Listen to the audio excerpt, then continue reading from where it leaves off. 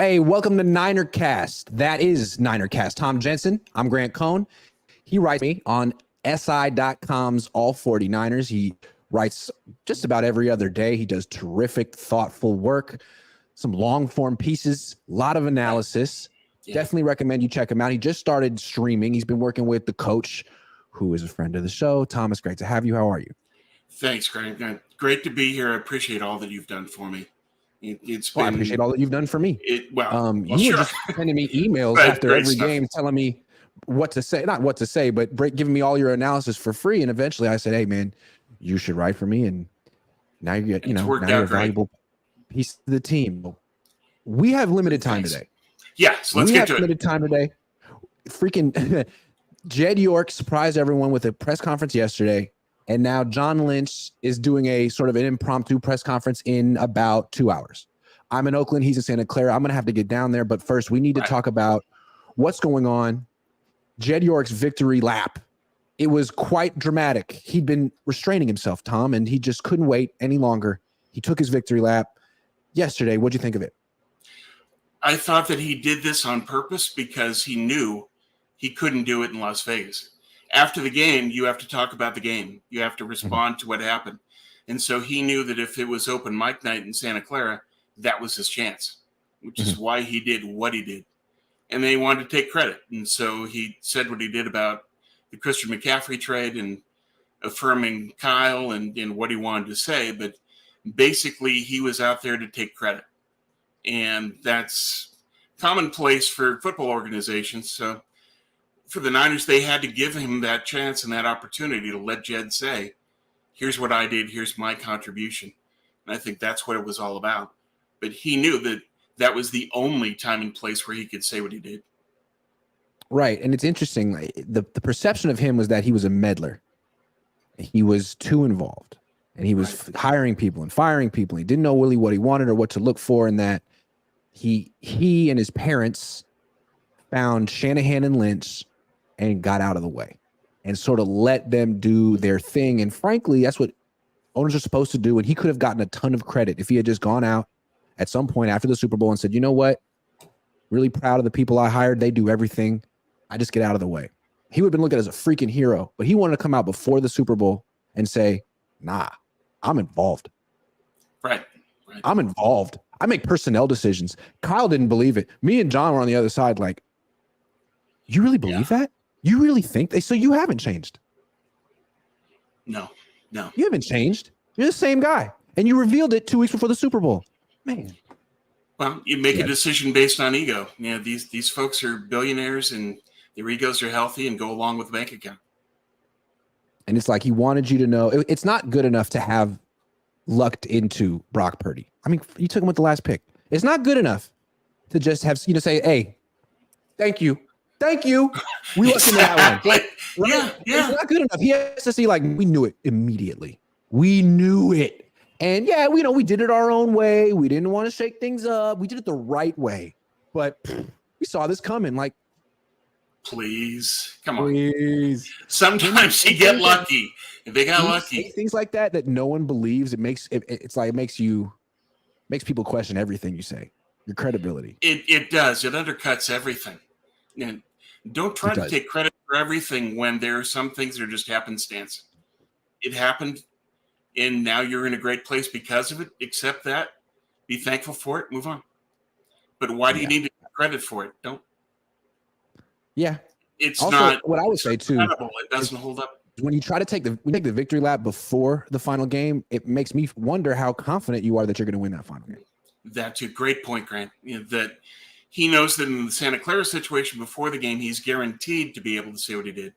If the Niners lose the Super Bowl, he might not be able to say any of it. And that's if they lose the factored Super into Bowl, why he said it when he said it. If they lose the Super Bowl, what are you taking credit for? An NFC Championship victory? Beating the Lions? Cool. Well, that doesn't make you Eddie DeBartolo. It doesn't. No. So sorry. Because you and Parag were the guys it was Parag who said it, but you described your uncle's operation as a lemonade stand. Well, they have 5 Super Bowl rings. You have none. You're 5-0 in the Super Bowl. You're 0-2. And if you lose this one, you'll be 0-3. And that will be your legacy. So a lot's at stake for Kyle, but a lot's at stake for Jed. Absolutely. And he has to know that that's what's coming as a possibility. And again, it factors into why he did what he did. Yeah. But to call it a lemonade stand was a bit rich. Steven. Is it Where Stephen are the McGowan? rings? Stephen McGowan, new member. Thank you very much. Moon Man, Tom is great, knowledgeable. He and Coach Saturday. Oh, yeah. Phenomenal. Thanks, Moon Man. Appreciate it, man. Okay. So the Niners have sort of revealed their mindset going into this game. And to you, it's sort of pointing toward 2019, that game that they felt they should have won. What do you mean? I think that Kyle's statement to Bosa that Bosa talked about the other day is very telling. He said that defensive line stamina is the key to the game. That's what you say after 2019. Mm-hmm. That's not what you say going into this game. Yeah. Is in that game. That's how you lost in 2019. Right. And so it's in response to that. If their head is saying that all we need is 2019, but a little bit better and we'll win, that's making a ton of assumptions. The 2019 front four defensively was one of the best in the league in years. You had DeForest Buckner. You had D Ford. They picked off Mahomes twice. They sacked him 4 times in that game. Mahomes is a different quarterback now, too. He protects the ball more. His last 6 games, he hasn't thrown an interception. He's been sacked 5 times. So if you think you're going to pick him off twice and sack him 4 times, good luck. And if you think you're going to do that with this defensive line, that's not going to happen either. So I'm worried that they're looking at 2019 and anchoring themselves to, if we just tweak it, we'll be okay. No. It's a completely different game. It's a whole different team. I mean, the Chiefs are a defensive team now. They're a run or a run and defense team, kind of like the Niners, although their run game they've been more committed to the run game recently, and their quarterback, who's the greatest gunslinger of all time, is actually more of a game manager than Brock Purdy right now. Yeah. And to his credit, it's part of his maturity. Yep. He knew that putting the ball up for grabs was part of how they could lose. It's how they did lose to Cincinnati. And so protecting the ball is part of how we can guarantee they win. It's smarter play. Being a game manager isn't necessarily a bad thing. It's what Mahomes has become. It's just that he's also capable of doing a whole lot more. And it's like the league forced him to do it, right? Because he was going bombs away for years, and they said, all right, we're just going to play 2 deep safeties all the time, force you to check it down and manage the game. And he was like, okay, I can do that too. If you want me to do that, I'll beat you that way. How do you want me to beat you? Let me know. I can do it. Got to respect that. Right. That's what the Chiefs are. You're going to hang back? All right, we'll just hand it off to Pacheco, and this is the hardest running back in the league, and you have 7 in the box. Good luck. And then when you bring the 8th in the box, hey, man, we got Patrick Mahomes. We're going deep. Good luck. Right. Yeah. It's they have any number of ways to beat you, and as I believe Walsh said, is that the more ways you can win, the more ways you do win. Here's what killed me. Mahomes has recognized that. They're talking about 2019. They're focused on like little tweaks that they would have won that game. What about the 2022 game they played against the Chiefs when the Chiefs scored 44? 44. Yeah. Shouldn't that be your more recent reference? Sure. Yeah. I think so. It seems like as Mahomes gets more exposed and Andy Reid gets more exposed to this defense, they have more and more. Like Tyreek Hill was in that game. Marcus Valdez-Scantling went for a 111. Like, I don't know. Juju. Yeah. They had a good game. Yeah. They averaged 9 yards a play. So that's what you have to address. The last time you faced them, which was just a little over a year ago, you had no answers for them. They made it look easy. They threw, I think Mahomes threw a pick on the first drive and they never punted. Right. After that, they just rolled. Rolled. That's where they got to look at. And yeah, that's where they should calibrate is say that, okay, the last time we played them, this is what happened. But beyond that, they need to look at what Kansas City's doing now. Hey, why don't you try wiping the like you know how when you had a little schmutz on your face and your mom would like wipe it off? Why don't you like wipe your the lens real quick, see if that works. See if that works. It does. Boom. Hey, what do you know? You look a lot better. Boom. There you go. Okay. It's funny how little things like that work. Yeah, amazing. Sorry about that, folks. Cool. Thanks, Grant. You're welcome. Jeez. Okay. All right. Why is Kyle Shanahan so conservative? I mean, you look at him, he seems like he's so young and hip and cutting edge, but really he's very tied to the past in a lot of ways. Well, I think the key with Kyle, the answer in the back of the book is that he overreacts and overvalues the negative. And that ties to everything, every decision. The clock management against Green Bay at the end of the first half, his goal was to not give the ball back to Green Bay. It wasn't move the ball God down forbid. the field and get the best chance. Why doesn't he play Jordan Mason? Because he fumbled in the preseason, overreacting to the negative. Why doesn't he pull the starters sooner? Because of the fluke game that Detroit had to come back on. He always overvalues and overreacts to the negative. It's who he is. It's the trait of a perfectionist. That's what they do. So it's just, you have to know that with Kyle, that's part of what comes with the package with him. That's true. It's a nice thing. I mean, you want your head coach to be a perfectionist, but at the same time, he's running the clock out on himself at the end of a half. Right. I understand if you're going against the Chiefs. I get it. Didn't he do that against the Chiefs in the Super Bowl? Yep. He did. And John Lynch was in the booth saying timeout, right? Right. Yeah. That happened. Okay, right. Yeah. So I forgot about that. So I get it. Okay, it's Patrick Mahomes. You have Jimmy Garoppolo. Don't give Mahomes another possession. I get it. But you're the 1 seed, you're going against Detroit. You're the 1 seed, you're going against Green Bay. You're worried about them. You're better than them, aren't you?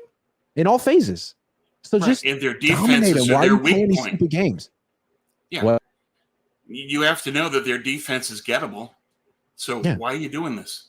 Yeah, it does make sense. well, let me give a theory why he's doing this particular thing at the end of the half. His defense isn't that good right now, Tom. This is true. That's a problem. That's a real concern. Yeah. Yeah, national pundits talk about the Niners like, man, this defense is so great. It used to be. It hasn't been in a few months. Well, you look at the run yardage in the playoff games, it's bad. And as you Bad. talked about with Coach, is that if you play a wide 9 and then the other team stretches your line out, they'll run on you all day. Mhm. And so that's my concern is if you want to stop Kansas City from the jump, from their first possession, you need to play a 5-man front. I agree. And it's also a way to optimize Hargrave. I think that they misevaluated Hargrave in that he succeeded within a 5-man front in Philly. Play a 5-man front now, you can kickstart Hargrave and you can do a better job stopping the run. My concern is that Wilkes is going to start up in base. And that can get chewed up as we've seen against Detroit and Green Bay. Absolutely. The Niners adopted the wide 9 to counteract the Rams, who were dominant in the division at 17 and 18. And the Rams were an 11 personnel offense that would run the ball. So light formations, no fullback, 1 tight end. That's it. And wide 9 tees off on that.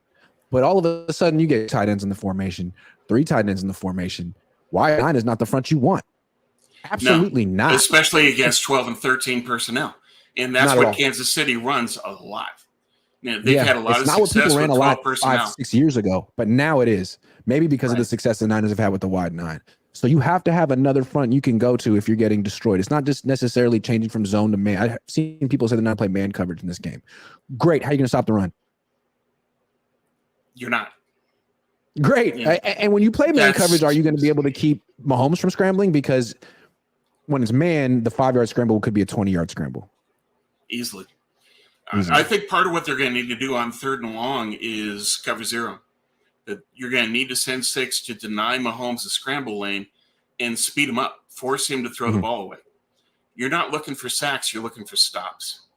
That needs to be their focus. 4-man pass rush. Yeah. I don't know if they're going to get it. I'm with you. All right, let's do a little bet US. Let's do a little bet US. Let's make some wagers. You want to do prop? Which props were you talking about? We got all the props here. The receiving props for the Chiefs. Kelsey and Rashee Rice. I don't know if they're there, but main or props? Just the I don't know. No, those are There's just so many props. Yeah, I don't know. Well, just go to what you normally do, but what I saw online was a lot of people saying that Rice and Kelsey are going to get at least 7 receptions, and most of these over-unders have them at 6 to 6.5. Well, what do you think about this spread? It was Niners -1. Now it's Niners -2. Why is this changing? I think it's just a reaction to the betting that what Vegas wants is to calibrate the money so that it's 50-50. And I think over time, there's been a lot of this for the Niners going back decades that you had a fan base that's really close to Vegas. They bet a lot. And so the Niners got an odds bump from that. Now, location doesn't matter, but there's still a whole bunch of Niner fans, and they move the line. Yeah. What do you think of this? It's hard to bet against Patrick Mahomes as an underdog, 10-3 all time. Right. I mean, I don't know. If I had to bet today, I think I would take the points. Things could change. Yeah. In fact, if I had to put money down, unfortunately, I would put it on Kansas City -2. I'm going to put $100 down right now on Kansas City just to be a jerk. I'm placing the bet. Okay. I did it. It's that easy on Bet US. Boom. See what happens. If you guys want to play some bets on what Bet US, go to the link in the description and receive 125% bonus and get your winnings within 24 hours if you win. There you go. All right. Sorry I did that. I know I had to hurt. No, that's fine. Not for you, but the people watching. Let's talk about the Niners on offense. How are they going to come out in this game? The Chiefs have statistically the best pass rush in the NFL in terms of sack percentage. I know they lost Charles Omenihu, so it's not as good, but it's still good. It's dominant. The Niners, every time they've faced a D-line like this, they've kind of blinked and lost their identity early. What do you think is going to happen? Chris Jones has hurt them every time he's played them because he's a beast. So big. There's not a lot that you can do. Even when he doesn't get a rush, he can still tip the ball. And he can be a problem that way too. So for the Niners, I think that what you have to do is Kansas City's 28th against the run. You got to run on them. No matter what they show, run. And I think that's the mistake that Todd Monken ran, is that he didn't run the ball enough. He didn't give the ball to his backs. They became one-dimensional, and then now you're playing right into Spagnuolo's hands. So for the Niners, what I think they have to do is run, toss left a lot, and just count on what you do well and go strength on strength as Harbaugh would. You have to do that. Then beyond that, you're going to get a lot of blitzing, and you have to be prepared for it, and they do a lot of simulated pressure. So I think that they need to work the horizontal game and the short game. You need to have a rhythm that's established by throwing short all game. This game is 5 to 10 yard chunks. I have a feeling they're going to do what other teams have tried to do to the Niners, make them one-dimensional, show an 8-man front, show a 5-man line, show a 6-man line, and get Kyle Shanahan to say, okay, well, I have to pass against that. Great. Become a drop-back team. That's what we want you to do. Because we have the best pass rush, and you don't have good pass protection. So let's play that game. I could see the Niners doing that. I mean, that's what they've done when they've faced dominant D lines. All of a sudden, first play of the game, you see Brock Purdy in the gun, in the pistol, and he stays there most of the game. And it's a lot of tosses to the outside from the gun and throws horizontally. I don't know. They won that way against Philly, but they were going to win anyway against Philly. Philly's back seven was so bad. You almost couldn't help but win. You almost couldn't help but win. It didn't work against Baltimore at all. Right. Well, and Baltimore did such a good job of masking intent and bringing secondary players and blitzes, and the Niners didn't know what to expect. So I think what they have to do is establish a quick passing game so that the blitz doesn't matter. You need to give Brock just his chances just to get into a rhythm and take advantage of the fact that you've got the best yak players in the league. Get him the ball in space. Sounds like Debo has to have a really big game. He does. I think he's the key to the game offensively. Debo's going to have to be big. Yeah, I mean, McCaffrey's great running back and a very good receiver too. But when it comes to throwing little screen passes or little swing passes, I'd rather throw to Debo than McCaffrey. I think Debo's even more dangerous. Because he can break tackles. McCaffrey's strength is that he plays off his blockers and sets up his blocks beautifully. He's the best in the league at setting his blockers up. So with McCaffrey, you want blockers in front of him. With Debo, you just give him the ball in space and let him go to work. It's a different thing. Yeah, he just runs over people and hurts them. I mean, it looks painful. Anything else on offense you want to? I mean, what about Ayuk? Ayuk's been their X factor all year, but he's more of a downfield threat. I feel like it could be dangerous trying to force him the ball against this defense. It is. Well, this defense takes away the receivers. It's what they do best. So you need to emphasize going to Debo, McCaffrey, and Kittle. Is they have arguably the best combination, the best duo of corners in the league. So I think with Ayuk, it's more a question of just what can you do in scheming it up to free him, or can you take a couple of deep shots just to keep them honest? Yep. But I don't think that Ayuk's going to have the level of game or the impact that he did in the first two games. All right, let's talk about what the Niners are going to do on defense. And let's preface this by explaining what the wide 9 defense is, because we're going to be talking about the wide 9. It's their front, and it's a little gimmicky. Not that many teams use it. The Niners have used it for a while. And essentially, it refers to the positioning of the strong side defensive end, the defensive end that's on the tight end side of the formation. Most of the time, most teams will have someone head up with it, like across from the tight end, or a little inside the tight end. The Niners take their D end and bring them way outside the tight end. Right. So as a 4-man line goes, there is more space between the defensive linemen in this front than in any other 4-man front. There's a lot of space between. It's part of why teams can run on them. It's part of why teams can scramble on them, is because there is that much space.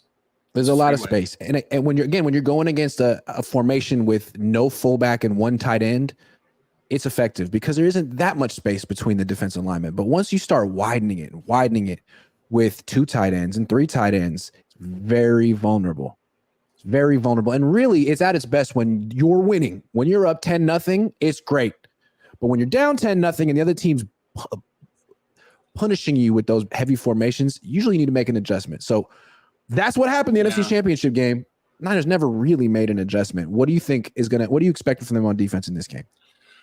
Unfortunately, I expect him to open in base and then react to it, but I think that Wilkes will be quicker to react. That in the NFC Championship, he didn't react until the second half. This one, he's going to have to react after the first series. But if he opens in base, I think that Pacheco will be able to run easily. And it's not just scheme, it's personnel, that you don't have the DBs and the safeties to shut down the run the way that the scheme calls for it. They're missing players that can make that happen. So part of that's Hufanga, part of that's just you don't have the guys you need to run this. So that worries me. But the other thing is just the Kansas City runs 12 and 13 a lot. That's probably their most frequent set. And so if you're Kansas City, if you're Andy Reid, what do? You run 12 a lot. The other problem is that Andy Reid's the master of screens and the Niners aren't good at defending it. That's another problem. It's true. So it's how do you deal with all of that? And then the third thing is your linebackers are occupied because you got to deal with Kelsey. And so how do you stop Kelsey, stop the run, and deal with the screen? It's just you can't clone your linebackers. So there's got to be more help. The safeties have to play really well. Jair Brown's going to have to come up with a big game in this. And that's the thing. So we're saying the Niners should play a 5-man front to stop the defense, to stop the run. But when you play a 5-man front, now I feel like you're even more susceptible to the screen because you have fewer players in pursuit. So it's a tough one. But let's talk about the front for a second. So if the wide 9 is getting run over by these heavy formations, what can you do? Well, when Fangio was the defensive coordinator 10 years, he would use a 5-man front most of the time. And we talked about the wide 9. You move that D end outside the tight end. Well, in Fangio's front, the strong side D end was Ray McDonald, who's freaking 300 pounds. He was playing a 4-eye technique, which means basically head up with the tight end, but a little bit inside. Or no, he would be out on the offensive tackle out there. So sort of like inside the tight end and outside the offensive, right out there. And then you'd have Ahmad Brooks setting the edge outside of him. So you had 2 players. You had 300-pound Ray McDonald and 275-pound Ahmad Brooks at the strong side at the point of attack saying you can't run here. Niners have Chase Young and nothing inside. Yeah, and nothing. Nothing inside. I hope that they start Randy Gregory and just use Chase Young for a sub package on passing downs. Yep. But I think you've suggested in the past, move Eric Armstead back to edge. Yeah. And I think they need to experiment with that too. Put Eric Armstead at the spot that Ray McDonald was in, and then have either Randy Gregory as that 5th guy on the line or Dre Greenlaw. Sometimes they move Dre Greenlaw down there, but whoever. I think you need to use a lot of 5-man lines. You do. You do. You're gonna lose. And you also need to use a lot of blitzing. You look at where Baltimore succeeded with their blitzing. Kyle Hamilton got a sack and finished. The Niners need to find a way to take advantage of that, because Mahomes can be vulnerable in picking up blitz recognition sometimes. And they aren't that great in pass pro from their backs. So that's a way to attack them.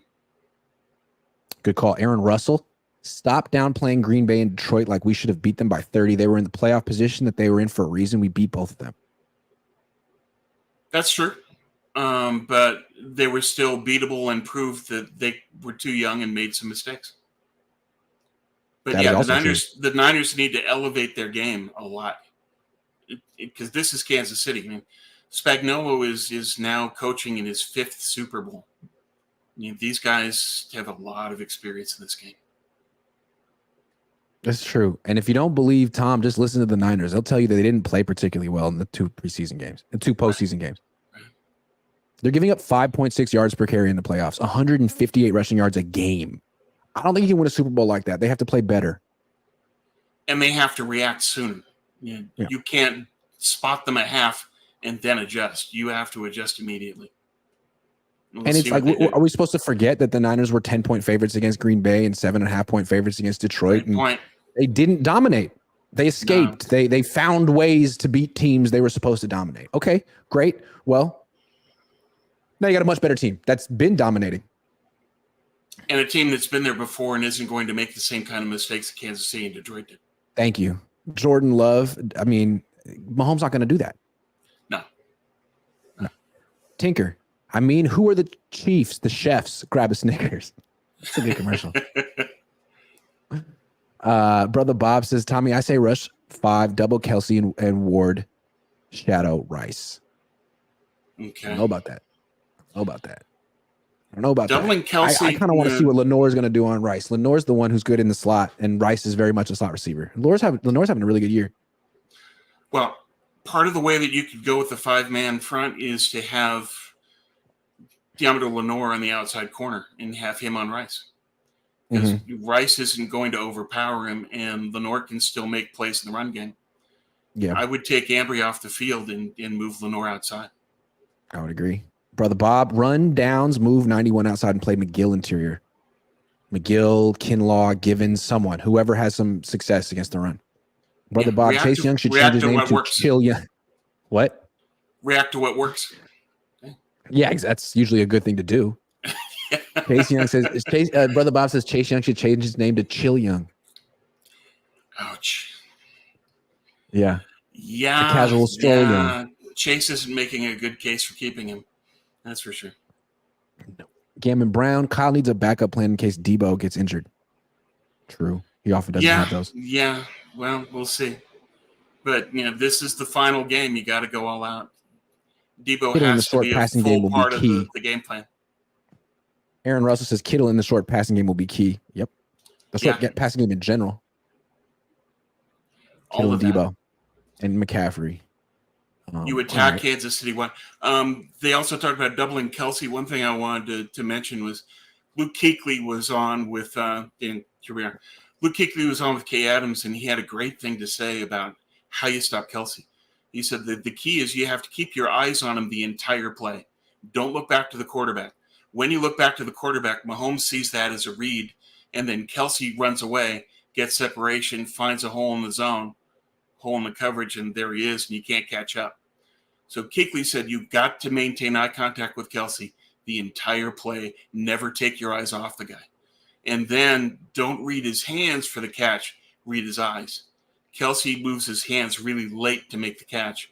If you could read his eyes, then you'll see when the ball's coming and make a play and adjust. So I thought that was brilliant from Kuechly, and one of the best linebackers of the last 10 years.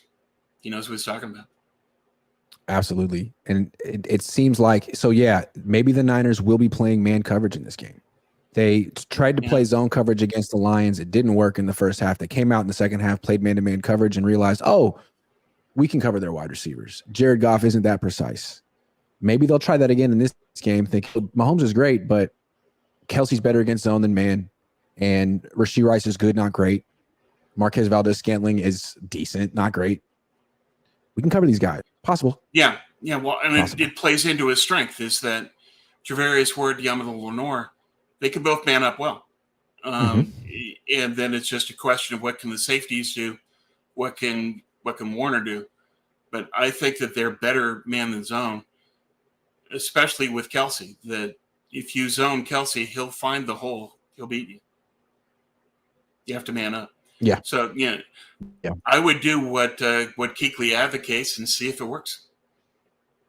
I think I bet they will.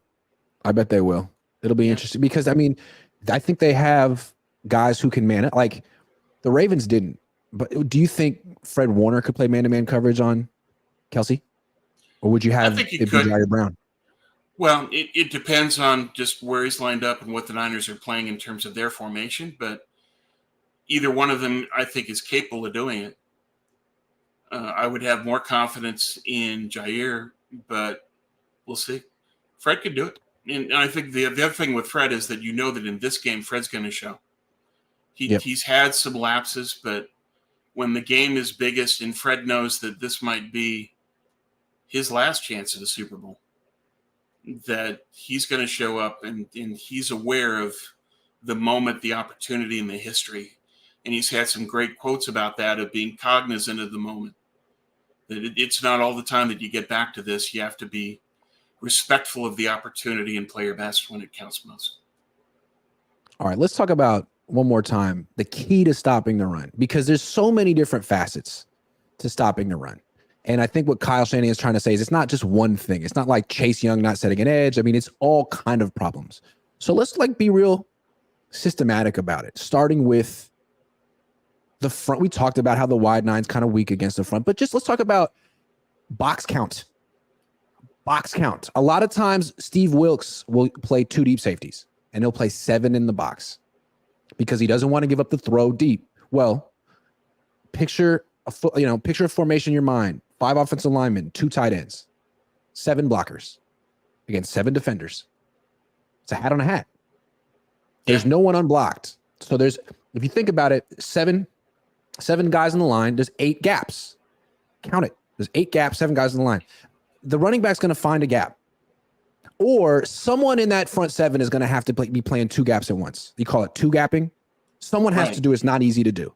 So if you want to be better against the run, and you don't even have great players, you bring the safety down, you bring the unblocked defender down, and all of a sudden you have a numbers advantage against the run. That's a big one. But then beyond that, it's also effort and hustle, which the Niners have been dealing with as well. Like Deshaun Gibson not running that hard, or Chase Young not pursuing from the backside. All that stuff goes into account. And angles. You need to have the right pursuit angles too. And the swarming to the ball. And part of that's effort. He's got it. No, everybody go to the ball. Stop it. That's right. Which is what they did under D'Amico. Yeah. The effort was always there every play under D'Amico, and it's not as consistent now, which is a real concern. Here's another thing. When you go 12 personnel, 13 personnel, you put the Niners in base. Their third linebacker is Oren Burks. He ain't Azeez Al-Shaair. And if you go back and look at the all-22 of some of David Montgomery's big runs between the tackles, a lot of times it's Oren Burks out of a gap. Right. He's a special teams guy. And the Niners are, the league became very much, it's a nickel. It's an 11 personnel league. It's a nickel league. It's slower. It's smaller. It's faster. It's your nickel on the field. It's 2 linebackers. Nah, that third linebacker is going to matter in this game. And it's Oren Burks. Part of the problem with Burks is that as a special teamer, it's just about your effort and running hard to get there. You don't have to shed blocks. And I think that's one of the real key. Yeah. And one of the real keys for the Niners is they have to get off of their blocks in this game. That's part of how you stop Pacheco. And I'm worried about that from a fundamental perspective of, does Burks do a good job of that now? And so what do you do to get around it? I think you're going to have to run blitz. You're going to have to show a 5-man front. You're going to have to do everything you possibly can. But part of this is personnel, too. It's just you don't have the guys. You don't have that third linebacker. You don't have that DB that can stop the run and shut down outside. You don't have that strong safety that you had last year in Talanoa Funga. Right, and you don't have Talanoa. And so it's just, how do you overcome that? And I think you're going to have to take the blows. But what you can't afford to do is just get out there and base, and then Pacheco kills you. Yeah. You have to stop the run. That's an absolute. And Right. if So that you could put means 5 on the not giving line. up You could deep, put 8 in the do it. box. You could put 5 in the line. You could put 8 in the box, and that'll do that. You'll be respectable against the run, no matter who you have out there. But as long as everyone in their right gaps. But now you're really vulnerable against the pass, and it's Patrick Mahomes. So we'll see if Lenore and Ward can hang up, can hold up on islands. That's what's this game's gonna come down to. But it's pick your poison. Which one do you have more faith in? I would have a lot more faith in Ward and Lenore doing a great job man up than the run defense succeeding in wide 9. Ward on Valdez Scantling and Lenore on Rashee Rice. That's the matchup. Yeah. And if Mahomes goes deep and beats you, okay. But I think Valdez Scantling beat Ward for like a 57-yard catch in 2022. And people say Ward was coming off a groin injury. Okay. Well, guy's got speed. He can run right by you. He's fast. He can, but I think that Javarius Ward has had an upgrade in his ability and his technique under Wilkes. He's a better player than he was then. It's a good point. It's a great point. Bull Uppercutter says, why nobody asking about Brock saying Kyle wanted Tom Brady? That's a good point. Yeah. But Kyle knew that Brock was the best, but he wanted Tom Brady too. Aaron Russell says, thoughts on Ward. I personally feel this year he's been crushing it. I was not that impressed before this year. He left this before you said this. So he anticipated your thought, but there you go. He's doing a great job. Yeah. And really, I think that's been Steve Wilkes' best impact on the defense. The impact he's had on Lenore, Ward, those two. But that's his expertise. Is that he can take and elevate the games of your secondary. Ambry has improved. Ward has improved. Lenore has improved.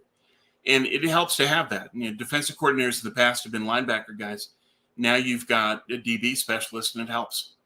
But you still have to adapt to what's necessary to stop the run. This run defense really misses Azeez Al-Shaair and Samson Ebukam. Those two guys were really, really strong against the run. And in both cases, the Niners didn't try to replace him. Maybe, you could say Cleveland Farrell was a nod to Samson Ebukam, that kind of edge setter, but they just rolled with the special teamer at the third linebacker and said, that position doesn't matter so much anymore. Well, all of this adds up. It's part of the theme of this Super Bowl is that there's players missing.